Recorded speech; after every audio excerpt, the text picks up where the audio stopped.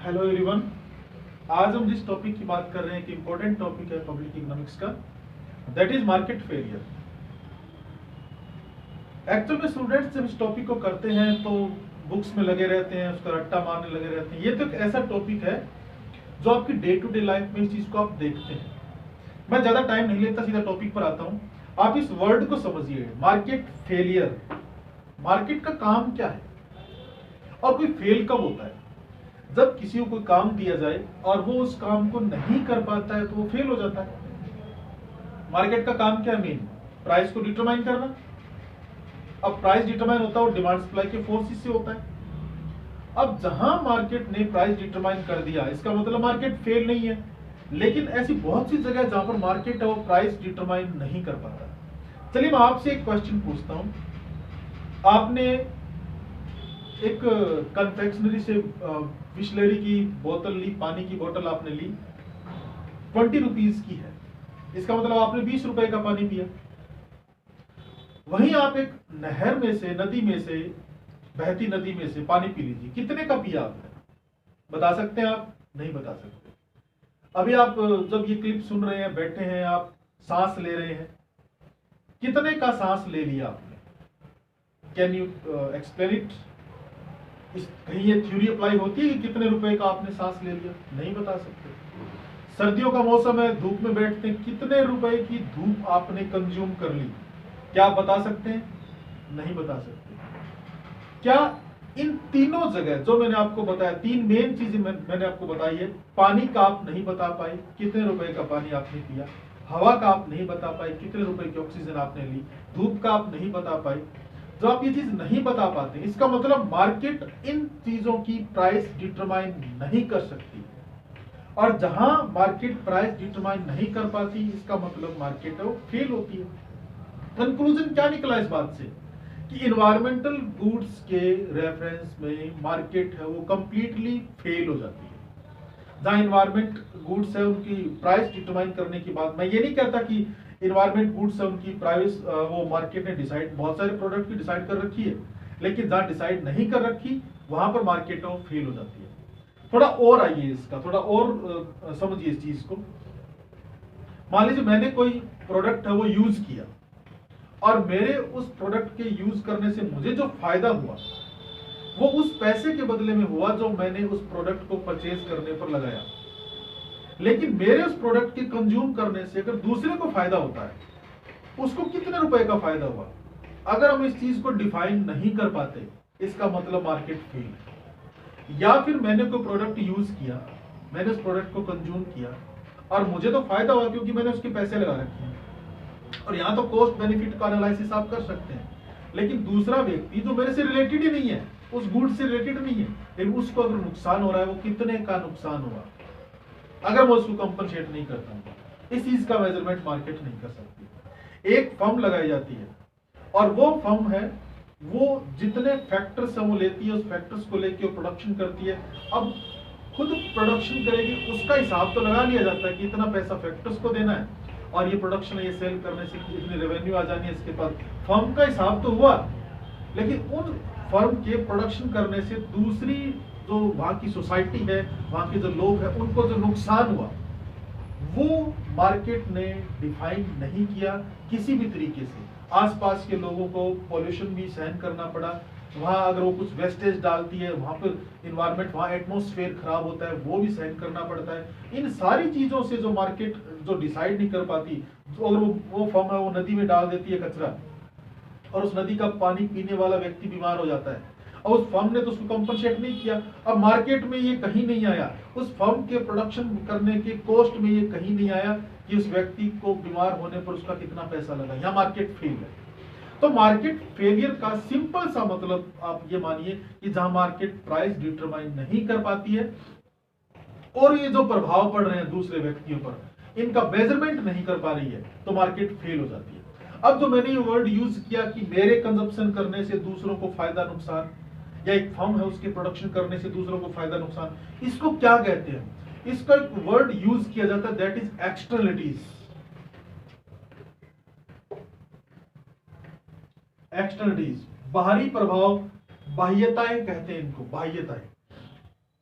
होती क्या है मैं आपको बता चुका हूं। हम इसके इंट्रोडक्टरी पार्ट में भी हम ये बात कर चुके हैं कि एक्सटर्नलिटीज होती क्या है। एक्सटर्नलिटीज का सिंपल सा मतलब होता है एक फर्म, एक व्यक्ति है, उनके कंजप्शन या प्रोडक्शन करने की एक्टिविटीज के कारण दूसरी फर्म या दूसरे व्यक्तियों पर जो पॉजिटिव और नेगेटिव इफेक्ट पड़ते हैं। आई रिपीट, एक कंज्यूमर या एक फर्म के प्रोडक्शन या कंजप्शन करने से दूसरे व्यक्तियों पर या दूसरी फर्मों पर जो पॉजिटिव और नेगेटिव इफेक्ट पड़ते हैं वो एक्सटर्नलिटीज होती है। एक्सटर्नलिटीज में भी पॉजिटिव में भी नेगेटिव। पॉजिटिव और नेगेटिव ये दो टाइप होते हैं एक्सटर्नलिटीज में, और पॉजिटिव में भी दो, प्रोडक्शन और कंजप्शन। नेगेटिव में भी दो, प्रोडक्शन और कंजप्शन। यानी आप इसको ऐसे करिए, प्रोडक्टिव एक्टिविटीज के कारण दूसरों पर जो इफेक्ट पड़ता है, पॉजिटिव इफेक्ट पड़ता है, और कोई कंपनसेशन का जिक्र नहीं आता यहाँ पे, ना तो पॉजिटिव में आता नेगेटिव। और कंपनसेशन हो जाए, उसकी क्षतिपूर्ति हो जाए, फिर तो बाह्यताएं है ही नहीं ना। और फिर बाह्यताएं है तो फिर तो मार्केट फेल नहीं है ना, उसके प्राइस डिसाइड हो चुकी है, इसलिए कोई क्षतिपूर्ति नहीं। पॉजिटिव इफेक्ट पड़ता है प्रोडक्शन एक्टिविटी के कारण, वो प्रोडक्शन में, वो प्रोडक्शन का, और कंजप्शन करने से दूसरों पर इफेक्ट पड़ता है पॉजिटिव कंजप्शन का। फॉर एग्जांपल, आपने अपने घर के बाहर एक बगीचा लगा रखा है, फ्लावर्स लगा रखे हैं, आपने लगा रखे हैं, आपको खुशबू आती है। ये आपको जो खुशबू आती है उसका हिसाब किताब तो हो जाता है, क्योंकि आपने उसमें लगा, उसकी देख रेख करते हैं, आपने उसमें पैसा लगा रखा है। लेकिन कोई मेरे जैसा वहां से निकलता जाता है, वो भी खुशबू लेता है ना। मैंने आपको कितना पे किया, कुछ नहीं। अगर मैं आपको पे कर दूं कि लीजिए भी आपके इन फूलों की खुशबू मेरे को आई है, लीजिए 10 रुपए, तो मार्केट ने प्राइस डिटरमाइन कर दिया और आपने 10 रुपए ले लिए तो। लेकिन अगर मैं वहां कुछ नहीं देता, मुझे खुशबू आती है फूलों की, तो ये बाहरी प्रभाव, ये एक्सटर्नलिटीज तो होती है ना, जिनके कारण मार्केट फेल है यहाँ जगह। या आपने बल्ब लगा रखा है, लाइट कर रखी है घर के बाहर, और रात को कोई वहां से जाता है, उसको फायदा ये होता है कि बिना किसी कंपनसेशन के वो वहां से निकल सकता। ठोकर लगती, गिरता पड़ता, 100 नुकसान होते हैं इसके। अभी आप लाइट है तो नहीं गिरेगा वो, तो उसको फायदा हुआ और उसने आपको कंपनसेट भी नहीं किया। दोनों पॉजिटिव इफेक्ट कंजप्शन के। फर्म का प्रोडक्शन का आप इस तरह से कर सकते हैं कि एक फर्म है, मान लीजिए वो कुछ आप उसके लेबर उनको ट्रेंड करती है। जब लेबर को ट्रेंड करेगी तो अगर वो लेबर दूसरी फर्म में जाएंगे तो दूसरी फर्म है वो उनसे फायदा लेगी, उनको दोबारा ट्रेंड नहीं करना पड़ेगा। इसका मतलब पैसा लगाया एक फर्म ने, फायदा उठाया दूसरी फर्म ने, एक्सटर्नलिटीज ही। तो पॉजिटिव और प्रोडक्शन की और कंजप्शन की। इसी तरीके से नेगेटिव प्रोडक्शन और कंजप्शन की होती है। नेगेटिव प्रोडक्शन की तो सिंपल सी है ना, अगर फर्म पॉल्यूशन कर रही है और पॉल्यूशन करने से दूसरों को नुकसान हो रहा है, अब फर्म ने सारी कॉस्ट इन्वॉल्व कर दी, लेकिन पॉल्यूशन से दूसरों को जो नुकसान हुआ वो कॉस्ट इन्वॉल्व नहीं की। अगर उनको कंपनसेट कर देती कि लीजिए पॉल्यूशन हुआ है, आपको जो नुकसान हुआ है हम पे कर रहे हैं, तो मार्केट फेल नहीं है। लेकिन फर्म इसी टाइप का कोई भी कंपनसेशन नहीं करती है। यहाँ ये नेगेटिव एक्सटर्नलिटीज। और कंजप्शन की नेगेटिव एक्सटर्नलिटीज, अब मान लीजिए आप अपने घर पे सफाई कर रहे हैं, पोछा लगा रहे हैं, जो भी आप काम कर रहे हैं, झाड़ू लगा रहे हैं, और वो जो पानी गंदा आपने इकट्ठा किया पोछे लगा के बाहर फेंक दिया, बाहर कोई वैसे ही कोई जा रहा है, कोई मुसाफिर जा रहा है बेचारा, और वो पानी उस पर गिर जाता है। कंजप्शन आपने किया, काम आपके घर हुआ, नुकसान उसका हुआ। अगर आप उसको ड्राई क्लीन के पैसे दे देते हैं कि ले भाई तेरा नुकसान हुआ, इतने का नुकसान हम पे कर देते हैं, तो अब मैं नहीं मानता कि मार्केट फेल है। एक्सटर्नलिटी हुई लेकिन वो कंपनसेशन दे दिया गया उसको, लेकिन आपने कुछ नहीं दिया उसको। घर में काम करते हैं, बाहर कीचड़ कर देते हैं घर के, और कोई बेचारा वहां से जा रहा फिसल के गिर जाता है। ये आपके कंजप्शन की नेगेटिव एक्टिविटी। केला खाया, छिलका बाहर फेंक दिया, ये आपकी कंजप्शन की नेगेटिव एक्सटर्नलिटी, अगर कोई इस पर फिसल के गिर जाता है। तो ये सारी की सारी पॉजिटिव नेगेटिव एक्सटर्नलिटीज होती है। मार्केट फेल इन्हीं के कारण होती है। एक चीज और बता रहा हूं आपको, आप इस कंसेप्ट को समझिए थोड़ा सा।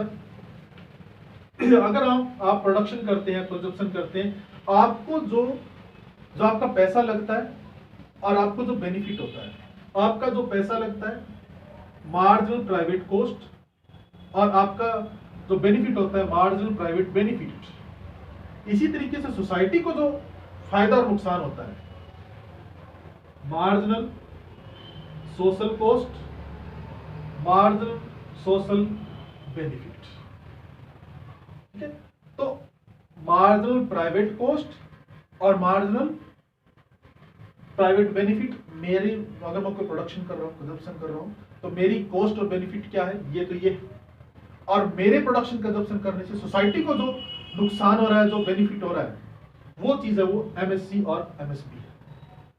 ठीक है, अब अगर एमपीसी और एमपीबी बराबर है या एमएससी और एमएसबी बराबर है तो कोई भी एक्सटर्निटी नहीं होती है। आई रिपीट, अगर ये बराबर है तो कोई एक्सटर्निटी नहीं होती है, लेकिन अगर इनमें से कोई एक भी बराबर नहीं है तो एक्सटर्निटीज हो जाती है। अगर ये सिचुएशन है एमपीसी इज ग्रेटर देन, कोई भी एक बराबर नहीं है किसी में भी, तो वो पॉजिटिव या नेगेटिव एक्सटर्निटीज होती है। आप थोड़ा सी इस चीज को एक डायग्राम से समझिए कि कैसे एक्सटर्निटीज है वो होती है। आप यहां पर क्वांटिटी ले लीजिए, कॉस्ट बेनिफिट ले लीजिएगा। ये डिमांड कर्व, वैसे तो डिमांड कर्व है ये, वैसे बेनिफिट कर्व बनाएंगे हम। ये सप्लाई कर्व है, वैसे सप्लाई कर्व है, लेकिन ये कॉस्ट का marginal private cost is equal to marginal social cost, दोनों बराबर है तो एक कर्व बनेगा। ये है मार्जिनल प्राइवेट बेनिफिट। प्रोडक्शन कहां होगा, यहां प्राइस ले लीजिए सिंपल। प्रोडक्शन कहां होगा, एक फर्म कहां प्रोडक्शन कर रही है, जहां उसका बेनिफिट उसकी कॉस्ट के बराबर होता है। MPC is equal to MPB, ये प्रोडक्शन हो, ये क्वांटिटी डिसाइडेड। लेकिन ये जो प्रोडक्शन कर रही है फर्म, उससे सोसाइटी को बेनिफिट हो रहा है। तो सोसाइटी क्या कहती है कि आप प्रोडक्शन और ज्यादा करिए। ये जो सोसाइटी का बेनिफिट कर्व है वो उसकी डिमांड ज्यादा करते हैं, और ये सोसाइटी का बेनिफिट कर्व है, मार्जिनल सोशल बेनिफिट। ये अब सोसाइटी क्या कहती है, कॉस्ट और बेनिफिट जहां बराबर हो वहां प्रोडक्शन होना चाहिए, जहां सोसाइटी का कॉस्ट बेनिफिट बराबर हो, Q1। ये था E से लेके B तक, ये एक्सटर्नल बेनिफिट था। अब सोसाइटी कहती है भैया और प्रोडक्शन करो, हमें फायदा हो रहा है, आप प्रोडक्शन करते जाइए, आप E1 प्रोडक्शन करिए, Q1 तक का करिए, लेकिन एक फर्म वहीं करेगी जहां पर उसकी कॉस्ट और बेनिफिट बराबर हो। फर्म की कॉस्ट और बेनिफिट E पॉइंट पर बराबर है तो फर्म कम प्रोडक्शन करती है, लेकिन इस प्रोडक्शन करने से सोसाइटी को फायदा ज्यादा हो रहा है। इसका मतलब अगर एक फर्म के प्रोडक्शन करने से सोसाइटी को फायदा हो रहा है तो ये कौन सी एक्सटर्निटी हुई, ये पॉजिटिव एक्सटर्निटीज होती है। ये एक्सटर्नल बेनिफिट है, ये पॉजिटिव एक्सटर्निटीज का एग्जांपल है।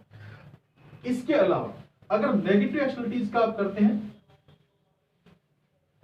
तो उसमें आप ये लगाइए कि बेनिफिट दोनों के बराबर है। मान लीजिए डिमांड, प्राइवेट बेनिफिट और सोशल बेनिफिट दोनों बराबर है। ये है प्राइवेट कॉस्ट। मैंने आपको पहले बताया कि फर्म वहां प्रोडक्शन करेगी जहां पर उसका कॉस्ट एंड बेनिफिट बराबर हो। ये कॉस्ट है, ये बेनिफिट है, फर्म यहां प्रोडक्शन कर रही है Q। लेकिन सोसाइटी को नुकसान हो रहा है, नेगेटिव एक्सटर्निटीज, सोसाइटी को नुकसान हो रहा है, सोसाइटी को कॉस्ट ज्यादा आ रही है, तो सोसाइटी ये चाहेगी, समाज ये चाहेगा कि प्रोडक्शन कम किया जाए, सप्लाई कम किया जाए, सप्लाई करो बैकवर्ड शिफ्ट, अगर उसकी कॉस्ट ज्यादा आती है तो। ये सोसाइटी का कॉस्ट करो है एमएससी, और सोसाइटी क्या चाहेगी, जहां पर उसका कॉस्ट और बेनिफिट बराबर हो वहां प्रोडक्शन किया जाए Q1। तो E से लेके ये C तक ये एक्सटर्नल कॉस्ट थी, तो फर्म वहां प्रोडक्शन कर रही है जहां पर उसको फायदा है, बेनिफिट कॉस्ट बराबर है पॉइंट E पर। लेकिन सोसाइटी चाहेगी प्रोडक्शन है वो कम किया जाए, प्रोडक्शन कम कितना किया जाए, यहां तक कम किया जाए, लेकिन एक फर्म प्रोडक्शन कम नहीं करेगी क्योंकि कम प्रोडक्शन करने में उसको नुकसान होता है। तो जब ये सोसाइटी चाहती है कम प्रोडक्शन किया जाए, इसका मतलब नेगेटिव एक्सटर्निटीज। तो ये पॉजिटिव एक्सटर्निटीज और नेगेटिव एक्सटर्निटीज होती है। अब क्वेश्चन ये उठता है कि क्या इन एक्सटर्निटीज को ऐसे रहने दिया जाए, क्या मार्केट को फेल रहने दिया। देखिए मार्केट फेलियर उसको रोकने के लिए बहुत कोशिशें की जाती है। एक्सटर्निटीज अगर पॉजिटिव है तो होने दीजिए, प्रॉब्लम क्या है, रोकने की जरूरत नहीं है। लेकिन अगर एक्सटर्निटीज पॉजिटिव नहीं है, एक्सटर्निटीज अगर नेगेटिव आ रही है, तो नेगेटिव एक्सटर्निटीज उनका इंटरलाइजेशन करना बहुत जरूरी है, उनका आंतरिकरण करना बहुत जरूरी है। उन एक्सटर्निटीज को रोकिए। कैसे रोकिए, सबसे पावरफुल तरीका है टैक्स लगाने का। ध्यान से सुनिएगा इस बात को, सबसे पावरफुल तरीका टैक्स लगाने का, पिगुवियन टैक्सेस। पॉजिटिव एक्सटर्निटीज अगर फर्म से हो रही है तो टैक्स मत लगाइए, लेकिन अगर नेगेटिव एक्सटर्निटीज हो रही है तो फर्म पर टैक्स लगा दीजिए। अब टैक्स लगाने का इफेक्ट क्या पड़ेगा, जैसे फर्म पर टैक्स लगेगा, ये अगर प्राइस डिटरमाइन है ना, ये वाली, ये आप देखिए टैक्स का इफेक्ट देखिएगा। अगर फर्म पर ये टैक्स लगा दो, इतना सारा टैक्स, तो क्या करेगी फर्म? ये टैक्स तो प्राइस की फॉर्म में ऊपर कंज्यूमर पर डाल देगी, लेकिन ये खुद सहन कर लेगी। टैक्स लगाने से जो फर्म की कॉस्ट बढ़ेगी, तो कॉस्ट बढ़ने से वो प्रोडक्शन को कम कर देगी, प्रोडक्शन को कम कर देगी, प्राइस को इंक्रीज कर देगी। प्राइस को इंक्रीज करने से पूरा पूरा का पूरा टैक्स का पार्ट प्राइस पर नहीं डाला जाएगा, कुछ पार्ट कंज्यूमर पर डाला जाएगा, कुछ पार्ट है वो खुद सहन करेगी। ये डिपेंड करता है उस प्रोडक्ट की इलास्टिसिटी पे कि वो कितनी इलास्टिक है। अगर वो इलास्टिक ज्यादा है तो फर्म ज्यादा टैक्स खुद पे करेगी, और अगर वो प्राइस प्रोडक्ट है वो कम इलास्टिक है, लेस इलास्टिक है, तो फर्म वो कंज्यूमर वो पर वो ज्यादा डालेगी। पहला तरीका। दूसरा तरीका, प्रॉपर्टी राइट्स को डिफाइन कर दीजिए। प्रॉपर्टी राइट्स क्या होते हैं? भाई एक प्रॉपर्टी है, उसको यूज करना मेरा राइट बनता है, मेरा अधिकार बनता है, तो वो प्रॉपर्टी राइट है। अगर मुझे पता ही नहीं है कि वो मेरा राइट बनता है, तो फिर मेरा तो एक्सप्लॉइटेशन करेंगे वो प्रोड्यूसर्स। लेकिन अगर मुझे ये समझा दिया जाए कि नदी का साफ पानी पीना मेरे अधिकार क्षेत्र में आता है, अच्छी हवा लेना मेरे अधिकार क्षेत्र में आता है, तो फिर मुझे ये बात अगर समझ आ जाती है और मुझे अच्छे समझा दिया जाता है, मुझे बता दिया जाता है, तो उस फर्म से मैं पोल्यूशन रुकवाने के लिए थोड़ी सी कोशिश कर सकता हूँ। यानी लोगों को जो वहां रह रहे होते हैं उनको ये समझा दिया जाए, उनको प्रॉपर्टी राइट्स को डिफाइन कर दिया जाए कि यहाँ रहते हो आप, तो आपका इस नदी का साफ पानी पीने का अधिकार है, और ये बात अगर उनको बता दी जाए तो वो उस वेस्टेज को उसमें नहीं डालने देंगे। तीसरा तरीका है डायरेक्ट एक्शन लीजिए। डायरेक्ट एक्शन का मतलब सीधे वेल हट मारिए आप, ऐसे कोई रुकने वाला नहीं है। तो कोई फर्म बहुत ज्यादा पॉल्यूशन कर रही है और एयर क्वालिटी को खत्म कर रही है, इतनी नेगेटिव एक्सटर्नलिटीज हो रही है, तो फिर ऐसी ग्रोथ का फायदा नहीं है। यहाँ मार्केट फेल क्या, यहाँ तो सिस्टम ही फेल हो जाना है। सस्टेनेबल डेवलपमेंट की कंसेप्ट जो नई आई है, वो सस्टेनेबल डेवलपमेंट की कंसेप्ट फेल हो जानी है। तो फिर तो आप डायरेक्ट एक्शन लीजिए, या फिर आप फाइन लगाइए। एक और तरीका ये है, आप फीस और फाइन लगा सकते हैं। तो इन तरीकों से आप एक्सटर्नलिटीज उनको कंट्रोल कर सकते हैं। पूरी तरह से नहीं रोक सकते हैं, चाहे आप कुछ भी कर लीजिए, मार्केट को फेल होने के लिए पूरी तरह से नहीं रोक सकते हैं, लेकिन कुछ हद तक नेगेटिव एक्सटर्नलिटीज उनको कंट्रोल किया जा सकता है। तो मार्केट फेलियर का सिंपल सा मतलब मैंने आपको बताया, पूरी तरह से इसको समराइज करके मैंने आपको बताया कि ऐसा कोई प्रोडक्ट जिसकी मार्केट प्राइस डिटरमाइन ना कर पाए ड्यू टू एक्सटर्नलिटीज या इन इन्वायरमेंटल गुड्स।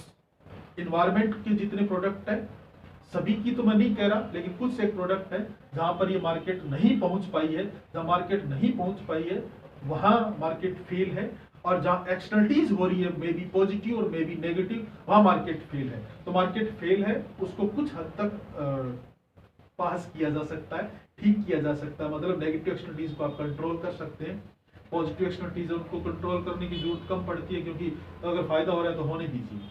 तो ये मार्केट फेलियर का चैप्टर है, आप अपनी बुक से इस चैप्टर को अच्छे से देख सकते हैं, और अगर आपको कोई प्रॉब्लम है तो आप कमेंट बॉक्स में कमेंट कर सकते हैं। Thank you very much.